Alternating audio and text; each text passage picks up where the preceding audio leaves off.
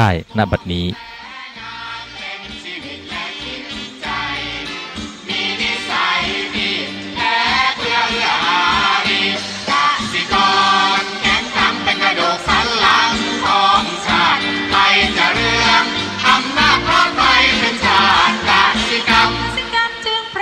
เป็นหลักมัน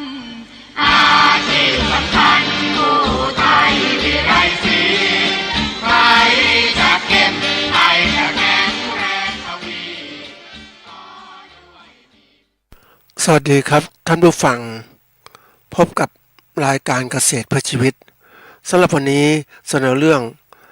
จัดการไม่ให้เกิดปัญหาดีกว่าก่อนเข้าสู่รายการก็มีธรรมะมาฝากท่านผู้ฟัง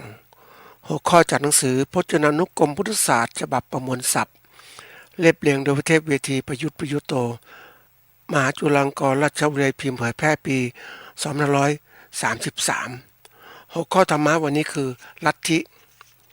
คำว่าลัทธิแปลว่าความเชื่อถือความรู้และประเพณีที่ได้รับและปฏิบัติสืบต่อกันมาขยายความเชื่อคือเห็นด้วยหรือมั่นใจไว้ใจนี้ความเชื่อถือความนับถือความรู้เนี่ยเป็นคำนามแปลว่าแจ้งเข้าใจทราบประเพณีคือเรียกว่าสิ่งที่ถือกันสืบกันมาจนเป็นระบบเป็นธรรมเนียมหรือจารีตประเพณีอันนี้สิ่งที่ถือกันมาโดยยกตัวข้อนี้มาก็ถือให้เห็นว่าสิ่งต่างๆเนี่ยที่เรายึดถือเนี่ยมันก็เป็นสิ่งที่เรียกว่าสืบกันมาแล้วก็มีสิ่งใหม่เกิดขึ้นทีนี้สิ่งต่างๆเนี่ยมันเหมือนกับว่าขณะหนึ่งนับถืออย่างหนึ่งขณะเวลาผ่านไปความรู้เพิ่มขึ้นก็นับถืออย่างหนึ่งทุกอย่างมันเปลี่ยนแปลงทีนี้เราอยู่ในโลกของเรียกว่าโลกที่พัฒนาความรู้ทางวิทยาการเกิดขึ้นมากมายเราจะยึดถือสิ่งเดิมๆน่ะมันไม่สามารถอยู่ได้เพราะว่าโลกปัจจุบันเนี่ยเขาเรียกโลกทางวิทยาศาสตร์ที่เจริญเติบโตก้าวหน้าเขาเรียกว่ามีความรู้มีหลักการเหตุผลจะเชื่อแบบสืบกันมานะโดยไม่มีเหตุผลมันไม่ได้แล้วก่อนเราไม่มีเหตุผลเพราะเขาเรียกว่าหลักของการค้นคว้าหาความรู้เนี่ยมันยังไม่แจ่มแจ้งยังไม่ชัดเจนในยุคปัจจุบันมันมีความแจ่มแจ้งชัดเจนเนี่ยเราต้องยึดถึงผลที่เกิดขึ้นจากการศึกษาใหม่ๆมาบอกถึงว่าอะไรมันชัดแจ้งแจ่มแจ้งชัดเจนเราถึงจะเชื่อถือไม่ใช่เชื่ออะไรไปที่ว่าเป็นลัทธิต่างๆเชื่อนู่นเชื่อนี่ทั้งที่มันไม่มีประโยชน์อะไรนะเราก็สืบก็อ้างว่าสืบกันมาปฏิบัติกันมาน่าจะถูกต้องมันไม่ถูกต้องก็ได้เพราะขณะหนึ่งมันถูกต้องแต่ความคิดมันเปลี่ยนไปแล้วดังเช่นทฤษฎีคือแนวคิดที่มีต่อสิ่งใดสิ่งหนึ่งที่มันมีมาเนี่ยเสร็จแล้วก็มีทฤษฎีต่อต้านขึ้นมาก็มีความคิดว่าทฤษฎีดั้งเดิมไม่ถูกต้องแล้วก็มีการค้นคว้าใหม่ว่าสิ่งที่เกิดขึ้นมาที่ไม่ถูกต้องเนี่ยมันมีอะไรก็ปรากฏว่ามีข้อมูลชัดเจนว่าสิ่งที่ยึดถือเป็นทฤษฎีนั้นมันไม่ถูกต้องละเพราะว่าสิ่งที่ต่อต้านทฤษฎีเดิมเนี่ยมันมีการพิสูจน์ยอมรับมีหลักการเหตุผลเพราะนั้นทฤษฎีก็เปลี่ยนไปจากทฤษฎีเดิมก็กลายเป็นทฤษฎีใหม่คิดทฤษฎีเดิมแนวคิดที่มีสิ่งใดสิ่งหนึ่งมันเปลี่ยนไปแล้วอันนี้ก็เห็นว่าการพัฒนาของแนวคิดของคนมันก็เปลี่ยนไปเหมือนกันคนเราจะไปยึดถือว่าเฮ้ยอันนี้ถูกต้องอันนี้ไม่ถูกต้องมันไม่ได้โลกปัจจุบันเขาเรียกว่าต้องมีการพิสูจน์ยอมรับด้วยผลทางวิทยาศาสตร์นะอันนี้เป็นสิ่งที่เกิดขึ้นเพราะฉะนั้นสิ่งที่เป็นลัทธิความเชื่อต่างๆก็ฟังไว้บางทีจะไปเชื่อเลยมันไม่ได้มันทำให้เรานั้นหลงไปได้หลงไปจริงๆนะท่านผู้ฟังบางคนยืดไปนะเหมือนสมัยก่อนเราก็ถือว่าใช้ควายไถนาดีที่สุดแล้วนะเนี่ยแต่โลกมันเปลี่ยนเฮ้ยเดี๋ยวนี้มันไม่ใช่แล้วมันใช้แทรกเตอร์ไถนาเดี๋ยวนี้มันใช้หุ่นยนต์ไถนาก็ได้มันดีกว่ากันไหมดีกว่า เพราะฉะนั้นถ้าเราโมยึดถือความเชื่อเดิมๆแล้วที่เดิมๆเนี่ยมันก็ก่อให้เกิดอุปสรรคในการพัฒนาความเชื่อหรือลัทธิใหม่เกิดขึ้นอันนี้เป็นสิ่งที่เราเราต้องฟังไว้คิดไว้ไม่ใช่เชื่อจนไม่ลืมหูลืมตาแต่แนวคิดทางพุทธศาสนานั้นพระพุทธเจ้าท่านพิสูจน์ยอมถึงความเป็นจริงแล้วอริยสัจสี่เนี่ยคงที่แน่นอนไม่ว่าโลกจะเปลี่ยนไปยังไงก็ตามความสัจจริง4ประการยังคงมีอยู่ไม่ว่าโลกจะเป็นยังไงหลักการต่างๆเป็นจริงแม้วิทยาศาสตร์ก็ต้องยอมรับแล้วว่าหลักการเนี่ยพิสูจน์ยอมรับเป็นจริงเพราะฉะนั้นแนวคิดต่างๆที่มีอยู่เราจะเชื่ออะไรก็ตามนะต้องพยายามที่ว่ามีสติปัญญารับรู้ต่างๆเราต้องรู้แจ้งไม่ใช่เชื่อหรืออะไรต่างๆรู้ไม่รู้เนี่ยรู้ไม่จริงเนี่ยมันก็หลงไปกันแล้วนะประเพณีก็เหมือนกันที่เราจะยึดถือบัตรมันก็ดูว่ามันเหมาะสมกับกาลสมัยไหมมันเปลี่ยนแปลงไหมบางคนจะไปรักษาประเพณีดั้งเดิมนะทั้งที่เวลามันเปลี่ยนมันก็ไม่ได้โลกยุคใหม่มันเปลี่ยนนะอันนี้ก็ที่ยกตัวอย่างนี้มาเห็นว่าถึงปัจจุบันวัยรุ่นมันอีกแบบหนึ่งนะท่านผู้ฟังมันมีความคิดใหม่ๆเกิดขึ้นบางทีอาจจะเราก็รู้สึกต่อต้านให้มันทำไมมันคิดอย่างนั้นวะแต่ว่าโลกมันเปลี่ยนแล้วอะโลกมันเปลี่ยนเพราะอะไรมันเปลี่ยนเพราะความเจริญก้าวหน้าทางวิทยาศาสตร์และเทคโนโลยีมันมีมากขึ้นเพราะฉะนั้นการที่เขาจะให้เขามีความเชื่อมีในนู้นในนี้เนี่ยมันเขาไม่ยอมรับอ่ะเป็นสิ่งที่มันก็ต้องฟังกันเหมือนกันนะท่านผู้ฟังเพราะโลกยุคใหม่มันเปลี่ยนแปลงแล้วอ่ะนะมันมีอะไรเหตุผลทางเขาเรียกการพิสูจน์ยอมรับเขาเรียกว่าเรื่องของเหตุและผลที่พิสูจน์ยอมรับถึงความเป็นจริงต่างๆเราเองก็ต้องฟังกันเหมือนกันนะจะไปเชื่อโดยไม่รู้หูรู้ตาไม่ได้ยกโลกปัจจุบันเนี่ยมันเป็นโลกความรู้ละแล้วก็เป็นความที่จะต้องเข้าสู่โลกของความรู้แจ้งเห็นจริงตามความเป็นจริงแม้วันนี้ยังไม่ถึงก็ยังเข้าสู่เส้นทางอย่างน้อยมีความเชื่อมั่นว่ามีความเชื่อทางหลักการวิทยาศาสตร์อันนี้ก็เป็นเห็นที่ว่ามันทำให้เราใกล้เคียงกับเข้าสู่หลักการรู้แจ้งเห็นจริงนะมันก็ตามความเป็นจริงที่เกิดขึ้นนะอันนี้ก็ฝากไว้เป็นข้อคิดนะวันนี้มาพูดถึงเรื่องสำคัญเรื่องหนึ่งนะท่านผู้ฟังคือเรื่องจัดการไม่ให้เกิดปัญหาดีกว่าคำว่าจัดการเนี่ยคือการทำอะไรก็ได้ไม่ให้เกิดปัญหานะปัญหาคือเขาเรียกปัญหาคือข้อสงสัยข้อขัดข้องคำถามข้อที่ควรถามหรือตั้งขึ้นมาเพื่อพิจารณาแก้ไขนะมันมีปัญหาเกิดขึ้นมานะเราก็ต้องหาทางแก้ไขอันนี้เป็นส่วนธรรมดาแต่นี้มันก้าวหน้ากว่านั้นคือจัดการไม่ให้เกิดปัญหาที่ก่อนแล้วมันดีกว่าไหมดีกว่าสิดีกว่าสิ่งที่เราให้เกิดปัญหามาก่อนคนเรานั้นน่ะส่วนใหญ่นะมักจะปล่อยให้เกิดปัญหาเกิดขึ้นข้อสงสัยเกิดขึ้นมามากมายทีเดียวแล้วก็หาแสวงหาคำตอบอันนี้เป็นหลักการทั่วไปของพื้นฐานเรียกว่าพื้นฐานของคนไม่รู้จะต้องตั้งคำถามนู่นถามนี่แต่ทีนี้มันเกิดปัญหามันมีข้อต่างๆปัญหาต่างๆที่แก้ไขมากมายต้นทุนก็สูงขึ้นแล้วก็สูงขึ้นนะบางทีแก้ปัญหาก็ไม่จบไม่มีปัญหาต่อเนื่องตลอดเวลามันเป็นสิ่งที่แบบไม่จบไม่สิ้นอ่ะเพราะนั้นทำไงให้มันดีกว่าคือการจัดการไม่เกิดปัญหาดีกว่าก็คือว่าเราต้องรู้เหตุการณ์ว่าปัญหามันคืออะไรนะแล้วก็ยังไงมันประกอบด้วยปัจจัยอะไรบ้างที่เกิดข้างหน้านั้นนะแล้วก็จัดการที่ก่อนนั่นคืออะไรนั่นคือการเรียนรู้ถึงอนาคตก็เรียกวิชาที่ว่าด้วยอนาคตวิทยานี่แหละมันรู้ก่อนรู้เหตุการณ์ล่วงหน้าได้เราก็จัดการไม่ให้เกิดปัญหาได้อย่างเรารู้เนี่ยปัจจุบันเนี่ยเรามีความรู้นะท่านผู้ฟังจากการที่มีดาวเทียมอุตุนิยมวิทยามันก็ส่องมาที่โลกจะเกิดเมฆจะเกิดนั้นเกิดนี้เกิดพายุตรงนั้นทำนายได้หมดเลยก็นี่เหตุการณ์ล่วงหน้าใช่ไหมมันจะเกิดขึ้นทีนี้มันก็จะเข้ามาจากประเทศไทยละสมมตินะดาวเทียมก็บอกกี่วันจะถึงประเทศไทยเราก็สามารถจัดการหลบลี้หนีภัยหาทางแก้ปัญหาน้ำท่วมตรงไหนอะไรจัดการนี้เราก็รีบสิสมัยก่อนเราไม่มีท่านผู้ฟังฝนจะตกก็แต่เมื่อมีฝนตกเราต้องจัดการแต่วันนี้เราสามารถรู้ได้ว่าเมื่อไหร่ฝนจะตก อย่างประเทศญี่ปุ่นเนี่ยโอ้โหทำนายเรื่องพวกนี้ชัดเจนมากความแม่นยำก็สูงมากอีกอ่ากี่โมงฝนจะตกอย่างเนี้ยให้เราเตรียมร่มอย่างเนี้ยเป็นอะไรที่เขาเรียกว่าความรู้ของเขามีสูงนะสูงในเรื่องการจัดการกับสิ่งที่จะเป็นปัญหาที่เกิดขึ้นในอนาคตเพราะนั้นเวลาที่เขาดำเนินการต่างๆเขาจะดำเนินการได้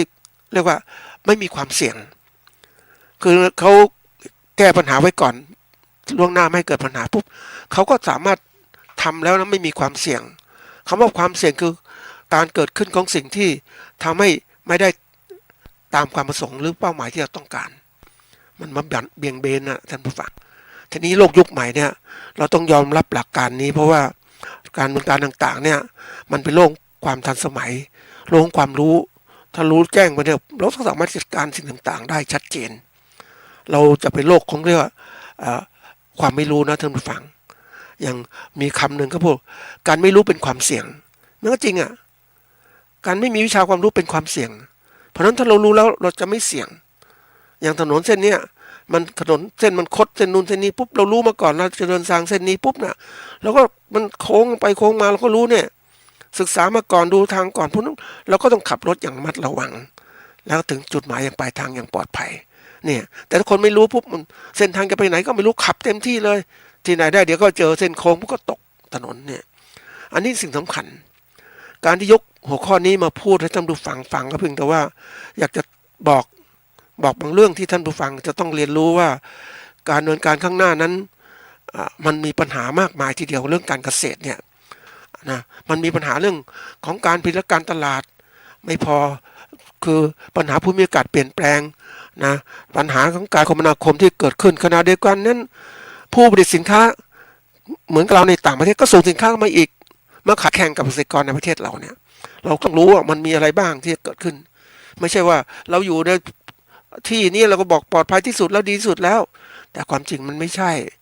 โลกมันกว้างอ่ะท่านผู้ฟังถ้าเราเรียนรู้โลกกว้างปุ๊บเนี่ยเราสามารถหาทางป้องกันได้เพราะว่าเรามีความรู้เนี่ยแต่ถ้าเราไม่รู้เนี่ยมันโอ้โหมันก็ลำบากนะขาดทุนแน่นอนเหมือนที่ว่าเกิดพายุเราไม่รู้น้ำท่วมจะมาเท่าไหร่เมื่อไหร่ไม่รู้เราก็ตากข้าวไว้ที่ลานตากข้าวใช่แต่แล้วฝนตกอ่ะเห็นไหมมันมีสัญญาณเตือนสมัยก่อนนะท่านผู้ฟังก่อนเมฆก่อนที่จะเกิดฝนมันจะมีเมฆตั้งเขาด้วยก่อนตั้ง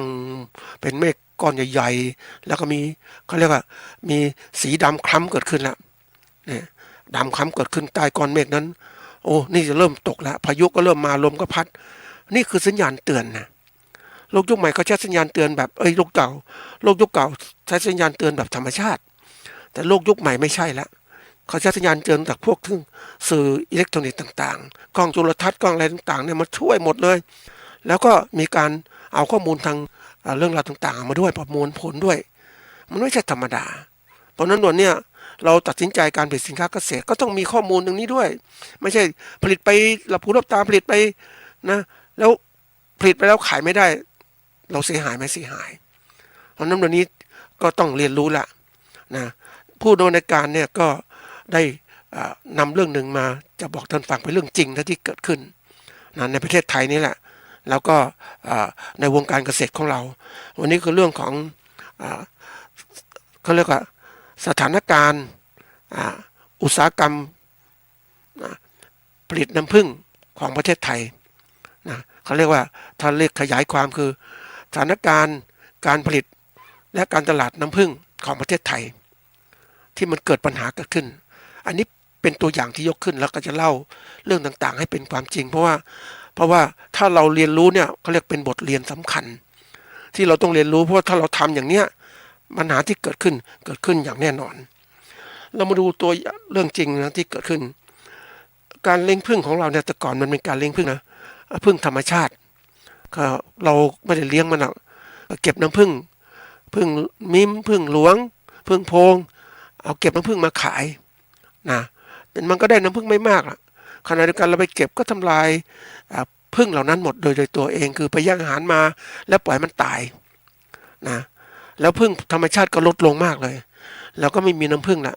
ทีนี้เราก็มีการนำผึ้งพันธุ์มาจากต่างประเทศนะที่เขาเลี้ยงเป็นอุตสาหกรรมการผลิตน้ำผึ้งการผสมเกสร นะพืชอาหารต่างๆเขาใช้ผึ้งผสมเกสรก็เริ่มเอาเข้ามาเลี้ยงเนี่ยนะผึ้งจริงๆที่เลี้ยงได้ของเราเนี่ยประเทศไทยก็มีผึ้งเดิมก็คือผึ้งโพรงที่มีอยู่ก็เลี้ยงเป็นอาชีพได้นะเขาอยู่ในเพราะว่ามันทำรังในที่มืดศูนย์พันธุ์นั้นก็ทำรังในที่มืดเหมือนกันแต่ประชากรในรังมันมากมันสามารถจะให้ผลผลิตน้ำผึ้งได้มากทีนี้ในช่วงเวลานั้นน่ะราคาน้ำผึ้งมันก็สูงเนาะเมื่อเราผลิตน้ำผึ้งขายได้โอ้ยก็ได้ราคาดีมากเลยก็มีคนเลี้ยงผึ้งมากมายทีเดียวภาครัฐก็ส่งเสริมการเลี้ยงผึ้งกรมวิชาการเกษตรก็ส่งเสริมการวิจัยวิชาการเกี่ยวกับการเลี้ยงผึ้งแล้วก็ชีวิตของผึ้งพันธุ์มันเป็นยังไงนะผึ้งโพรงก็เป็นไงมีการทำอย่างนี้มาก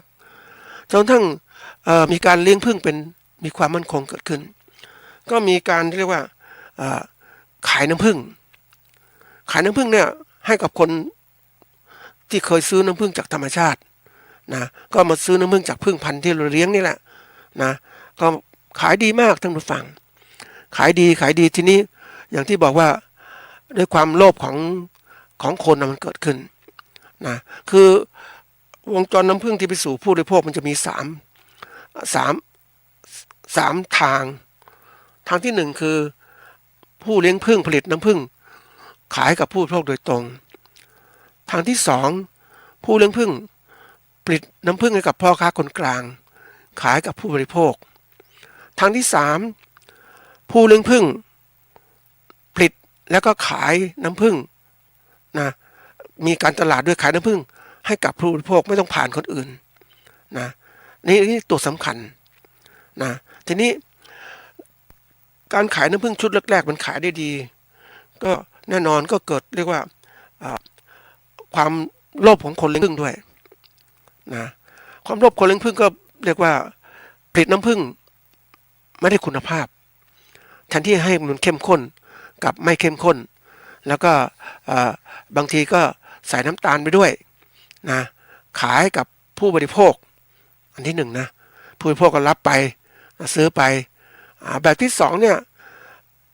ผู้เลี้ยงผึ้งผลิตน้ำผึ้งไม่ได้คุณภาพบางทีผลิตเป็นน้ำตาลขายกับพ่อค้ากลางก็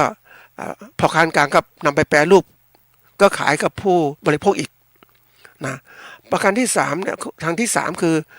ผู้ประกอบการที่ทำหน้าที่ทั้งผลิตและจำหน่ายน้ำผึ้งก็ผลิตจำหน่ายน้ำผึ้งที่ไม่มีคุณภาพสู่ผู้บริโภคนะอันนี้เป็นตัวสำคัญละนี่สามตัวการเนี่ยผลิตน้ำผึ้งขายกับผู้บริโภคทีนี้ผู้บริโภคก็แน่นอนแรกๆก็กินน้ำผึ้งแท้ๆเนาะตอนหลังก็เริ่มกินน้ำผึ้งมันไม่แท้ไม่ดีก็เริ่มที่มันยังไงน้ำผึ้งมันเป็นงี้แต่ผู้บริโภครับบูชาเพราะอะไรก็ถูกพ่อค้าหรือคนเลี้ยงผึ้งหลอกว่านี่น้ำผึ้งแท้งุ้นอย่างนี้น้ำผึ้งแท้100%เป็นอย่างนี้รสชาติอย่างนี้นะมีการทำสื่อด้วยนะท่านผู้ฟังสื่อพิสูจน์ว่าน้ำผึ้งแท้เนี่ยเวลาที่ลินลงในน้ำนะมันจะก่อตัวเป็นก้อนหรือแบบที่สองหยดน้ำผึ้งในกระดาษชำระมันจะกลับตัวเป็นก้อนนะอันนี้หรือเอาที่แบบที่สามเอาไม่ขีดจุ่มน้ำผึ้งนะแล้วก็มาขีดกับข้างกล่องน้ำผึ้งมันติดไฟก็นี่คือเขาบอกวิธีการพิสูจน์น้ำผึ้งเขาบอกนี่เป็นโรบอกน้ำผึ้งแท้แต่วิธีการเหล่านี้ไม่ถูกต้องน้ำตาลหรือน้ำเชื่อมที่ทำให้เข้มข้นก็สามารถทำอย่างนี้เหมือนกันเพราะนั้นผู้บริโภคก็เห็นก็บอกว่าคือวิธีการนี้พิสูจน์น้ำผึ้งแท้ก็ซื้อไปทั้งที่ซื้อไม่ได้น้ำผึ้งซื้อน้ำตาลน้ำเชื่อมไปนั่นเองแล้วก็กินก็ไม่เกิดประโยชน์ก็เริ่มที่จะมองให้มันจะเป็นยังไงแต่ทีนี้คนเลี้ยงผึ้งสมัยก่อนผู้บริโภคสมัยก่อนก็ไม่เคยรู้เรื่องน้ำผึ้งเท่าไหร่ทีนี้ก็เป็นโอกาสของผู้ผลิตแหละคือผู้ผลิตน้ำผึ้งคือผู้เลี้ยงผึ้งพ่อค้าก็สวมรอยได้ประโยชน์แล้วผู้ประกอบการผลิตและขายน้ำผึ้งเนี่ยก็เริ่มที่จะมีการเขาเรียกปลอมปนสินค้ามากขึ้นเพราะว่าผู้บริโภคไม่รู้เนี่ยก็ถือโอกาสที่เรียกว่าหลอกลวงเราเรียกประเภทหลอกลวงขายสินค้าที่ไม่มีคุณภาพให้กับผู้บริโภคน้ำผึ้ง นี่ทีนี้ผู้บริโภคก็ไม่มีโอกาสได้กินน้ำผึ้งแท้ๆละทีนี้กินน้ำผึ้งพวกนี้น่ะกินไปมันคือน้ำตาลมันก็เพิ่มความหวานให้กับร่างกายนะกัดเป็นโรคเบาหวานอะไรต่างๆเยอะแยะเลยแต่น้ำผึ้งแท้มันไม่ใช่ท่านผู้ฟังมันกินแล้วมันย่อยสลายไปหมดเลยนะมันเร็วมากนะกินจริงๆกินน้ำผึ้งแท้เนี่ยมันเหมือนพอกินแล้วเนี่ยมันอิ่มเลยท่านผู้ฟังเพราะว่ามันย่อยสลายไม่มันเหมือนกับว่าหวานอิ่มแต่กินน้ำตาลมันเหมือนกับมันก็กินไปเรื่อยๆเรื่อยๆอย่างเนี้ยนี่คือตัวอย่างทีนี้มันก็เกิดปัญหาเกิดขึ้นละก็มีผู้ประกอบการหัวใสไม่ใช่หัวใสแล้วพวกที่ฉลาดแกมโกงก็ฉวยโอกาสว่ากันนั้นเลยไม่ต้องเล็งพึ่งละฉันก็ผลิตน้ำเชื่อมเลยน้ำเชื่อมน้ำตาลน้ำเชื่อมเดี๋ยวนี้มันมีน้ำเชื่อมตัวหนึ่งนะท่านผู้ฟังเรียกว่าเป็นน้ำเชื่อมที่มันเกิดขึ้นจากการใช้กรดย่อยแป้งมันสำปะหลังก็จะกลายเป็นน้ำเชื่อมฟรุกโตสนี่แหละนะก็ส่วนใหญ่เขาขายในการที่โรงงานผลิตเนี่ยขายกับผู้ซื้อไปทำน้ำเชื่อมน้ำหวานส่งชงนู่นชงนี่ไปหมดก็แทนน้ำตาลทรายนั่นแหละนะทีนี้ไอ้ตัวนี้มันเป็นน้ำหวานเป็นฟรุกโตสแต่น้ำตาลมันเป็นซูโครสนะก็ให้รสชาติที่แตกต่างกันนะทีนี้ผู้ประกอบการนี้เขาฉลาดเขาใช้วิธีการว่าเอาน้ำเชื่อมพวกนี้มาเข้ากระบวนการที่มันใสๆเป็นสีขาวใสเนี่ยให้มันเป็นเหมือนสีมันน้ำผึ้งเลยแล้วก็บรรจุขวดขายนี่การบรรจุขวดขายของพวกนี้น่ะมันบรรจุขวดชนิดที่เรียกว่าเต็มขวดเลยเพราะนั้นเวลาคนซื้อน้ำผึ้งที่เขามีความรู้ปุ๊บเวลาเอียงขวดก็ไม่มีรอยวูบวาบเลยเพราะอะไรก็คือมันเป็นน้ำเชื่อมหมดแหละมันไม่มีช่องว่างระหว่างที่ทำให้ผู้บริโภครู้แล้วว่าจะซื้อน้ำผึ้งแท้มันเป็นยังไงผู้บริโภคบางคนเนี่ยที่เขามีความรู้เนี่ยเขาจะเลือกซื้อน้ำผึ้งเขาจะดูว่าประการที่หนึ่งดูสีน้ำผึ้งมันแตกต่างกันท่านผู้ฟัง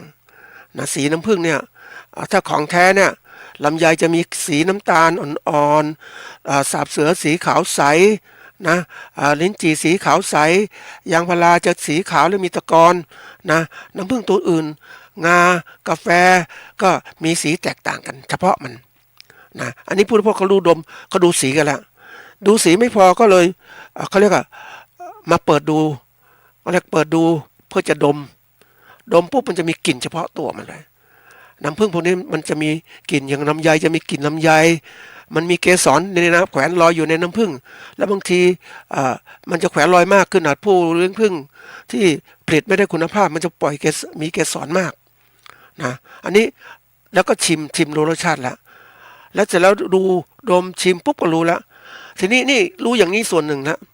ทีนี้ที่เขาจะตรวจสอบทางห้องปฏิบัติการก็สามารถรู้ได้อีกนะว่าเป็นยังไงทีนี้คนเลี้ยงผึ้งที่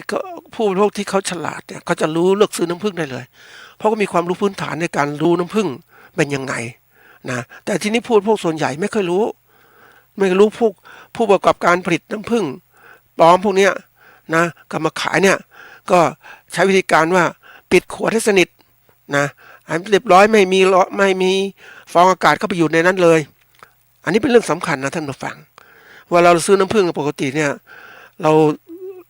าดูน้ำผึ้งปกติเขาจะบรรจุที่ว่าให้มันอยู่เพราะว่ามีช่องอากาศหนึ่งอยู่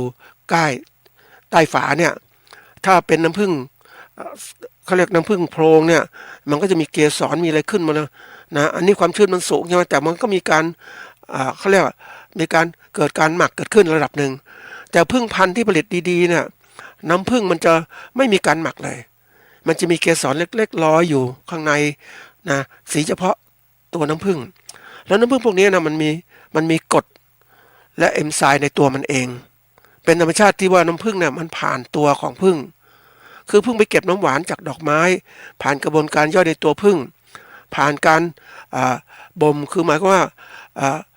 ผึ้งเอาน้ำผึ้งไปใส่ในหลอดรวงแล้วผ่านการบ่มก็คือการระเหยน้ำออกจากน้ำผึ้งจากหลอดรวงจนน้ำผึ้งนั้นเข้มข้นคือมีความหวานสัก17%ความหวานสัก82%นะ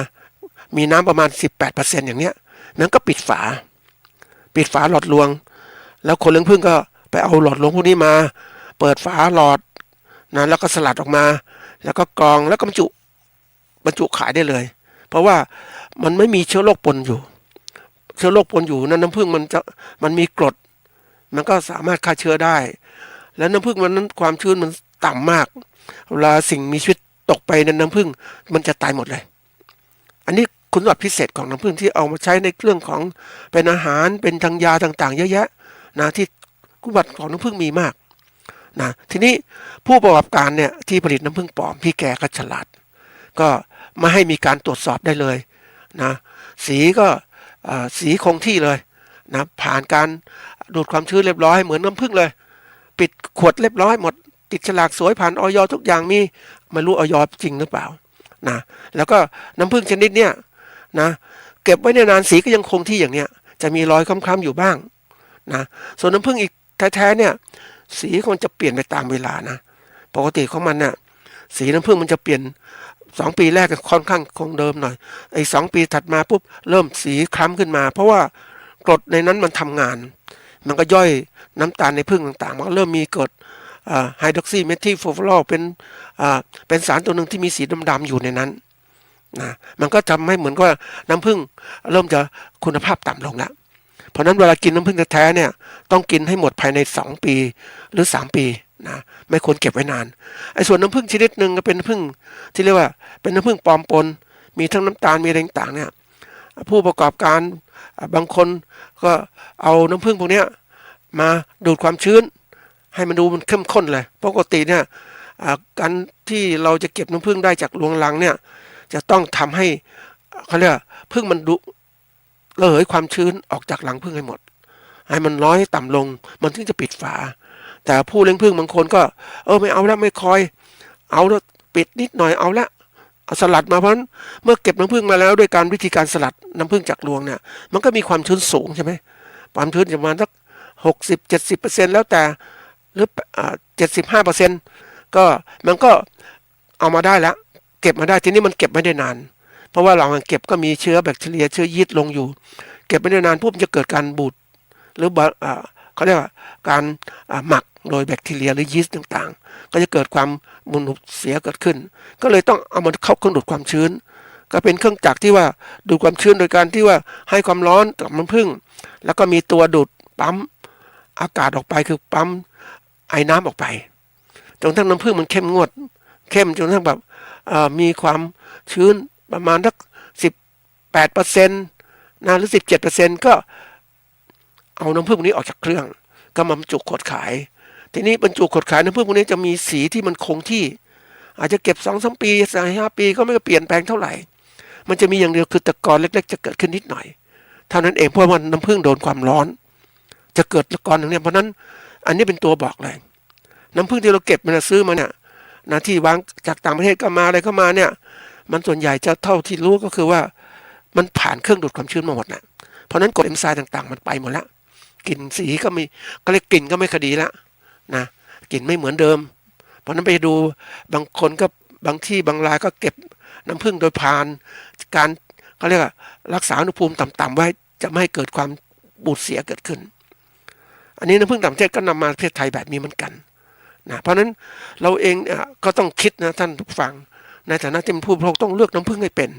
ดูยังไงอย่างที่กล่าวไว้แล้วนะทีนี้ปรากฏว่าพ่อค้าที่ฉลาดก็คือว่าไม่ใช่พ่อค้าผู้ประกอบการผลิตและจำหน่ายก็นำจำหน่ายเขาเรียกว่าน้ำตาลและน้ำเชื่อมผ่านกระบวนการต่างๆให้สีเหมือนน้ำผึ้งเลยออกมาขายในรูปแบบเรียกว่าน้ำผึ้งนะน้ำผึ้งในวางเนี่ยนะเต็มไปหมดเลยขายทั่วประเทศนะก็ไม่รู้กี่รายที่บริษัทต่างๆทำเหล่านี้มันเป็นน้ำตาลนะท่านผู้ฟังน้ำตาลที่มาจากน้ำตาลเราเนี่ยส่วนหนึ่งก็คือส่วนที่2คืออาจจะมาทำจากไซรัปซึ่งไซรัปนั้นมีผลิตในประเทศไซรัปที่ว่าคือเอาแป้งมันสำปะหลังมาย่อยโดยกรดมันก็จะเกิดเป็นเขาเรียกฟรุกโตสไซรัปเนี่ยเอามาขายเพราะนั้นฟรุกโตสไซรัปกิโลมันไม่กี่บาท17ถึงประมาณ20 กว่าบาทอาจจะ23-24 บาทแถวเนี้ยเพราะนั้นมาแปรรูปปุ๊บเป็นน้ำผึ้งเป็นน้ำหวานขายเนี่ยเพราะนั้น โอ้แน่นอนต้นทุนมันก็ต่ำใช่ไหมต้นทุนมันอยู่ประมาณ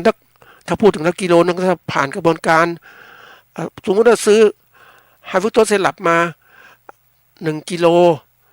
หรือน้ำตาลทราย1 กิโลฟรุกโตสไซรัปราคาประมาณอาจจะ25 บาทน้ำตาลทรายกิโลละเรียกว่าประมาณ22 บาท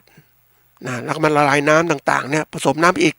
มันก็มีมูลค่าที่ว่าก็ผ่านกระบวนการเหล่านี้นะก็ต้นทุนนะกองประมาณ50 บาทหรือ40-50 บาทนี่แหละนี้ก็บรรจุขวดขายเหมือนน้ำผึ้งเลยนะเหมือนเลยนะท่านผู้ฟังเราต้องดูนะดูให้เป็นนะเวลาดูน้ำผึ้งเนี่ยไอ้พวกใส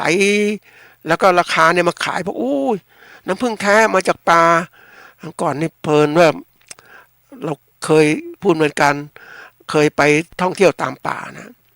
โอ้น้ำผึ้งนี้จากป่านู่นป่านี้โอ้ยนะบางคนก็บอกโอ้น้ำผึ้งนี้มาจากป่าแถวอีสานนะ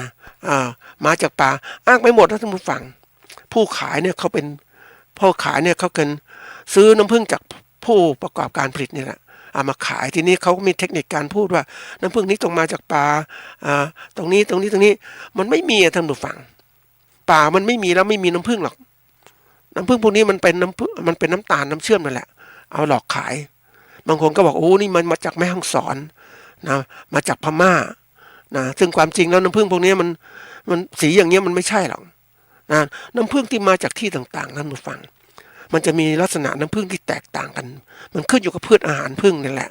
ที่ผึ้งไปเก็บมาสีมันจะแตกต่างกันนะอย่างตัวอย่างเช่นน้ำผึ้งกาแฟเนี่ยกาแฟมีที่ไหนอ่ะมีแถวเชียงรายเชียงใหม่ตรงเนี้ยเพราะนั้นมันจะมีสีเข้มดำเหมือนกาแฟเลยนั่นนี่ตัวอย่างลำไยก็สีน้ำตาลอ่อนๆเนี่ยหรือเข้มแล้วแต่ชนิดของพื้นที่ดินที่มีอยู่เนี่ยนะชนิดรูปแบบของคือรวงผึ้งมันถ้ามันเก่ามันจะสีดำค้ำหน่อยแต่รวงผึ้งใหม่ๆเนี่ยมันจะใสน้ำตาลอ่อนนี่มันก็ขึ้นอยู่ทิศแต่เราดมเนี่ยเราจะรู้แล้วว่าเป็นสีเป็นกลิ่นของลำไยชิมก็รู้น้ำกลิ่นเป็นรสชาติของลำไยซึ่งนี่เป็นผึ้งแท้แต่ทีนี้น้ำผึ้งปลอมมันไม่ใช่เรียกมันน้ำผึ้งปลอมนะมันหลอกใช้ชื่อจริงๆต้องเรียกมันว่าน้ำเชื่อมไม่ใช้คำว่าน้ำผึ้งไม่ได้แต่ทีนี้ไม่มีใครไปจัดการนะท่านผู้ฟังวันนี้เป็นเรื่องใหญ่มากในประเทศเพราะว่าปรากฏว่าน้ำผึ้งที่มาจากน้ำเชื่อมขายได้ดีมากเลยเพราะว่าเขามีระบบของการกระจายสินค้าทั่วไปหมดสามารถซื้อได้ทั่วไปเลยแล้วก็มีเขาเรียกว่ามีผู้ส่งสินค้าไปทั่วหมดเลยเขาเรียกการครองตลาดได้มากกว่าโดยน้ำผึ้งน้ำตาลเนี่ยเขาเรียกชื่อน้ำผึ้งนะเต็มไม่หมดเลยนี่เขาก็ค้าขายได้ดีใช่ไหมราคาก็ประมาณอาจจะ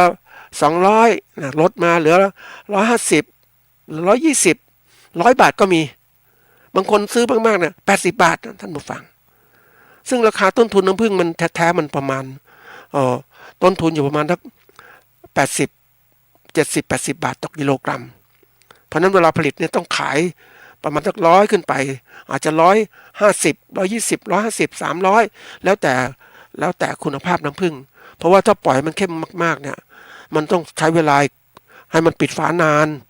นะอาจจะ1 หรือ 2 สัปดาห์เนี่ยเพราะนั้นปริมาณที่มันปิดฝาเนี่ยมันก็เรียกว่า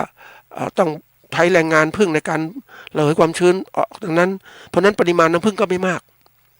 ลังนึงได้ประมาณสักชั้นหนึ่งเนี่ยถ้าพูดถึงตามหลักน้ำผึ้งลำไยเนี่ย1 ลังก็ได้ประมาณสัก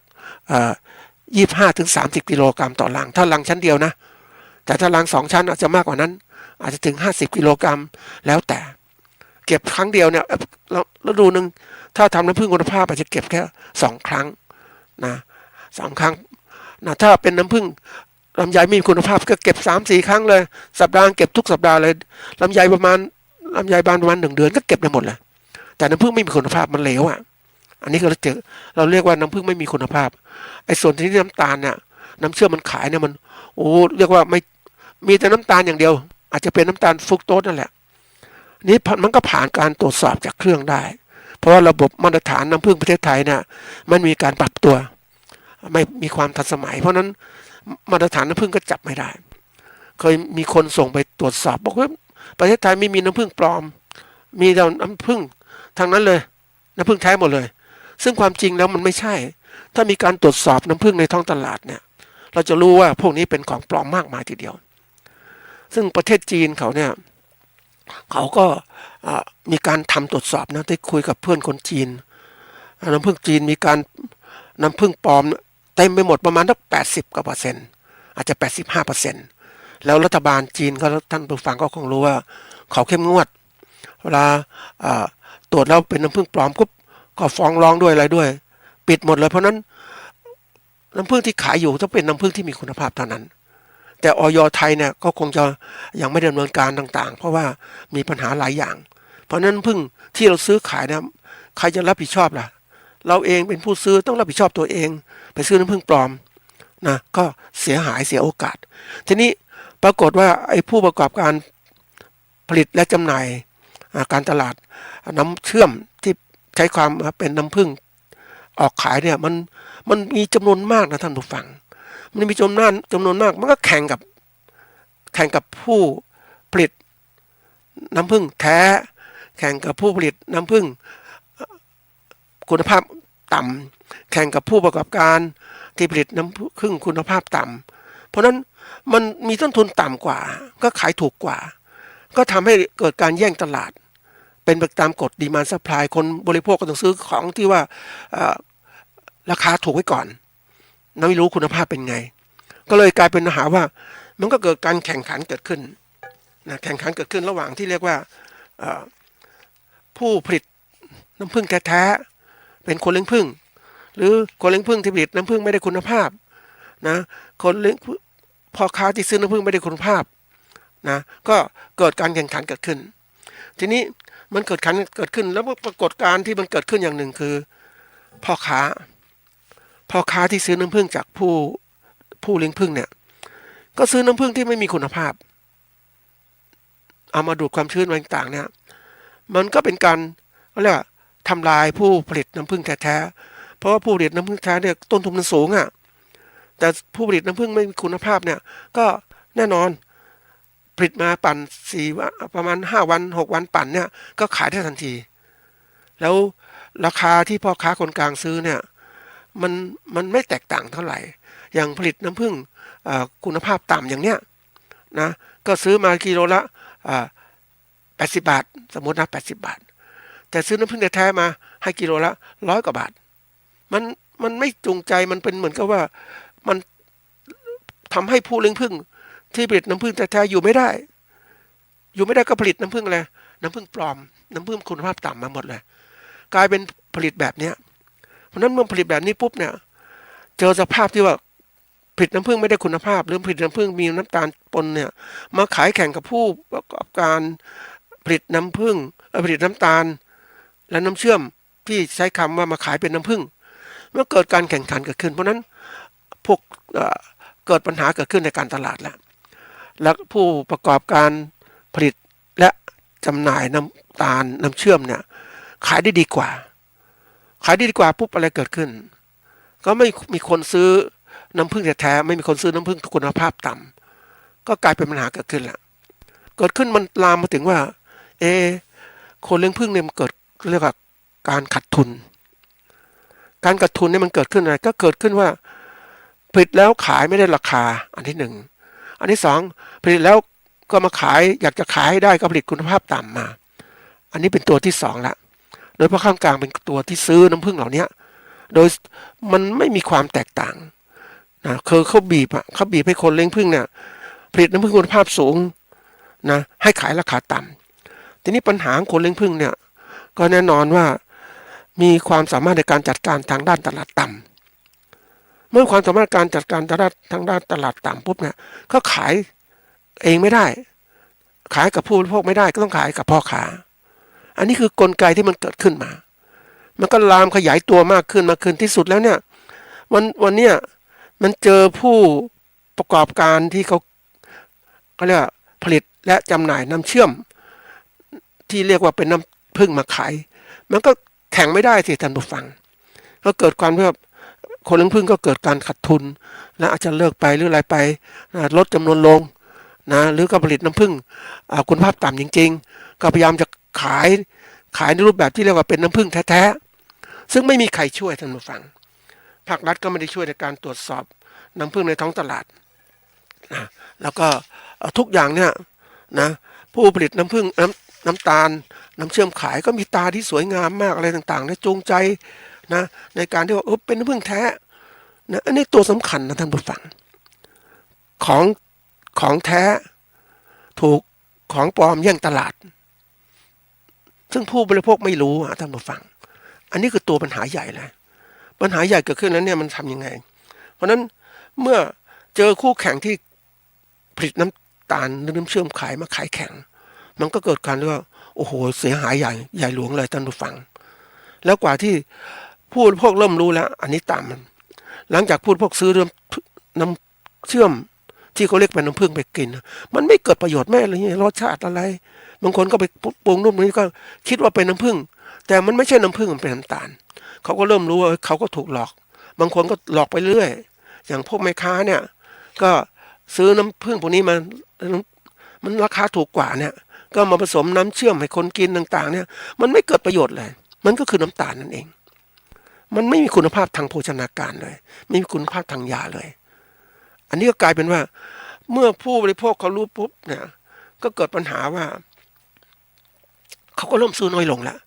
รู้อย่างนี้ไปซื้อน้ำเชื่อมดีกว่าไหมตอนนี้มันมีฟรุกโตสขายนะนั้นกินไม่ดีกว่าล่ะที่เขาทำขายทั่วไปไม่ต้องซื้อน้ำผึ้งอันนี้ก็ตามมาว่าผู้บริโภคเนี่ยปกตินะต้องการสินค้าที่มีคุณภาพเพราะคุณภาพสินค้าให้คุณค่าและคุณประโยชน์ให้กับผู้บริโภคอันนี้หลักสำคัญนะเพราะฉะนั้นทีนี้ว่าถ้าเขาได้คุณภาพน้ำผึ้งที่ดีเขาได้ประโยชน์ที่ดีเขาจะซื้อน้ำผึ้งต่อแต่ปรากฏเขาไม่ได้เลยกินแล้วเป็นเบาหวานเป็นนู่นเป็นนี่อีกต่างหากนะอันนี้เป็นเรื่องจริงนะท่านผู้ฟังคุณภาพสินค้าต้องตรงตามนั้นแต่ปรากฏว่าความที่คนเลี้ยงผึ้งเนี่ยมีความโลภขนาดหนึ่งนะก็เกิดตรงนี้เกิดขึ้นมาแล้วก็ผลิตน้ำผึ้งไม่ได้คุณภาพหรือบางคนก็ผลิตน้ำตาลมาใส่ซึ่งเป็นเรื่องใหญ่ว่ามันไม่ใช่ของแท้มันต้องเป็นอย่างนี้แต่พี่แกไม่ทำแล้วตอนนี้มันก็เกิดปัญหาว่าเกิดการแข่งขันเนี่ยมันเกิดขึ้นมาแล้วแข่งขันสู้ไม่ได้ปุ๊บเพราะนั้นคนเลี้ยงผึ้งก็เริ่มการขาดทุนอยู่ไม่ได้ก็มาขอร้องให้ช่วยเหลือทำนู่นทำนี่ให้ทำนู่นนี้ก่อนเคยช่วยเขานะท่านผู้ฟังบอกให้ทำคุณภาพขายนะมันจะสร้างความตลาดความต้องการให้กับผู้บริโภคแล้วก็มีความยั่งยืนทางการตลาดแต่เขาไม่ทำเพราะอะไรเขาก็บอกว่าทำน้ำผึ้งคุณภาพต่ำก็ขายได้ไม่เห็นจำเป็นต้องทำคุณภาพแท้ๆเลย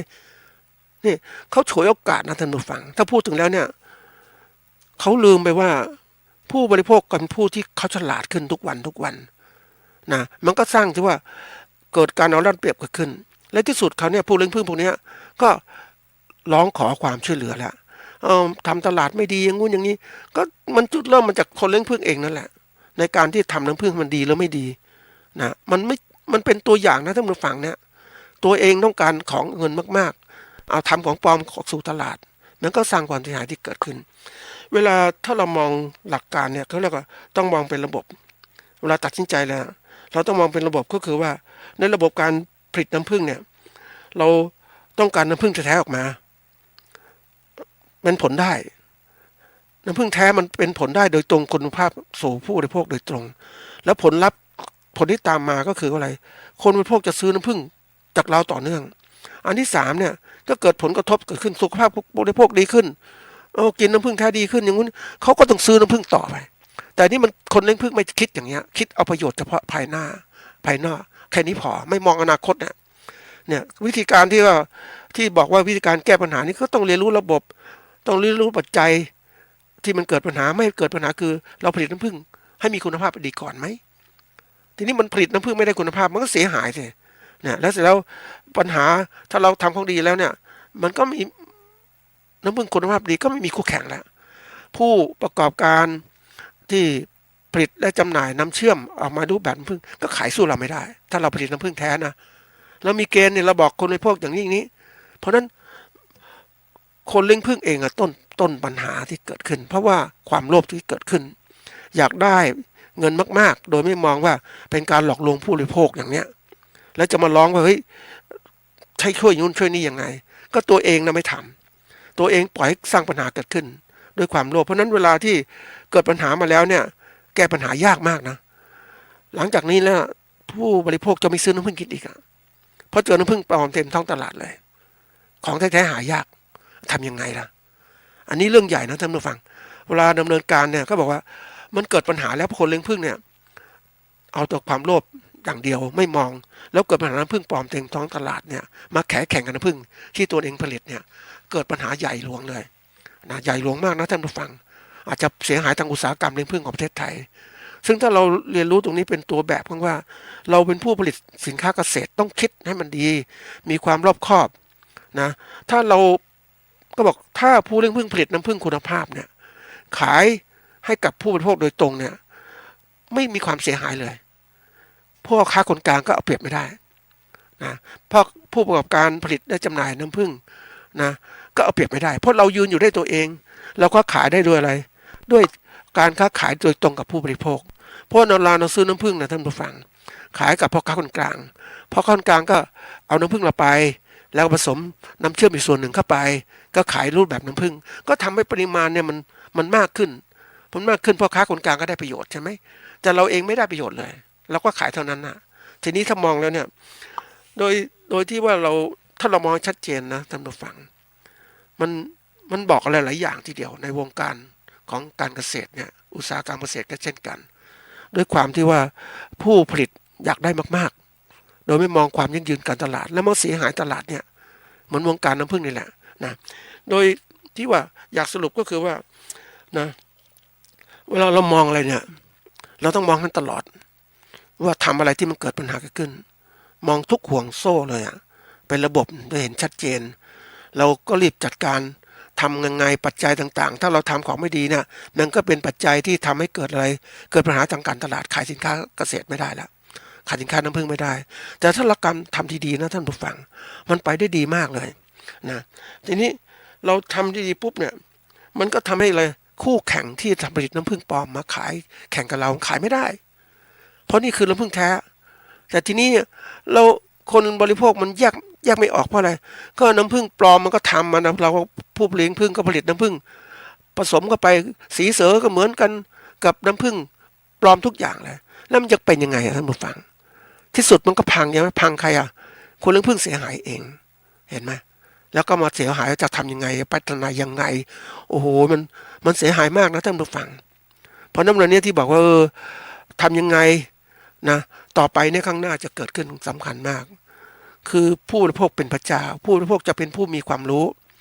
นะต่อไปเขาจะเลือกสินค้าเกษตรที่มีคุณภาพเขารู้เนี่ยเราหลอกลวงมันยังไงเขาเริ่มรู้แล้วเขาก็จดจำนะมันเหมือนกับว่าเขาเรียกลูกค้าสัมพันธ์นะลูกค้าสัมพันธ์ปกติเราเป็นผู้ขายสินค้าก็ต้องมีลูกค้าสัมพันธ์แต่นี้ปรากฏว่าไอ้วงกรลูกค้าสัมพันธ์เนี่ยปรากฏว่ามันจะกลายเป็นอะไรนะผู้บริโภคสัมพันธ์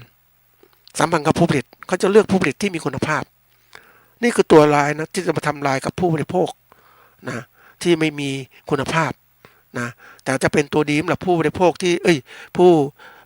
คนเลี้ยงผึ้งที่ผลิตน้ำผึ้งคุณภาพก็เกิดความสัมพันธ์ที่เกิดขึ้นณวันนี้ก็คงจะเหมือนกับประเทศญี่ปุ่นที่เขาผลิต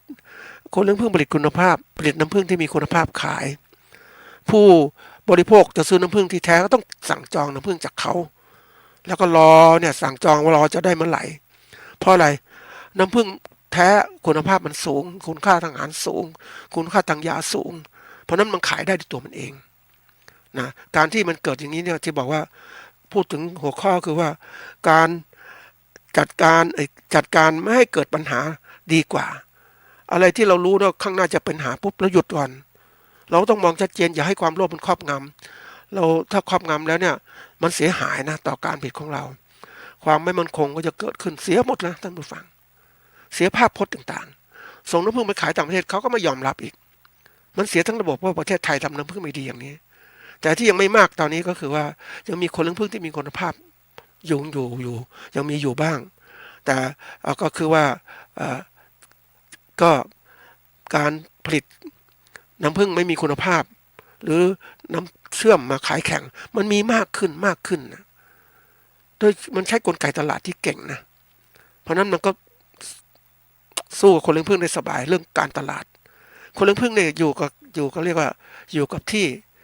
มาดีต่อผู้บริโภคมันก็เป็นข้อเสียอย่างหนึ่งคือความอ่อนแอเรื่องการตลาดของผู้เลี้ยงผึ้งนั่นแหละนี้ผู้เลี้ยงผึ้งจะเก่งก็คือว่าต้องทำการตลาดทั้งออนกราวและออนไลน์ต้องมีหน้าร้านมีการขายส่งทางอิเล็กทรอนิกส์ซึ่งดิจิตอลมาร์เก็ตติ้งเป็นตัวสำคัญที่สุดนะที่เกิดขึ้นมาในขณะนี้เป็นตัวช่วยผู้เลี้ยงผึ้งได้มากทีเดียวเพราะนั้นผู้เลี้ยงผึ้งที่ต้องไวก็คือว่าทำไงตัวรอดอยู่รอดอย่างไรก็ต้องผลิตน้ำผึ้งคุณภาพพัฒนาตลาดของตัวเองให้เร็วที่สุดไม่ขายผ่านพ่อค้าคนกลางอันนี้เรื่องสำคัญนะก็ฝากไว้เป็นข้อคิด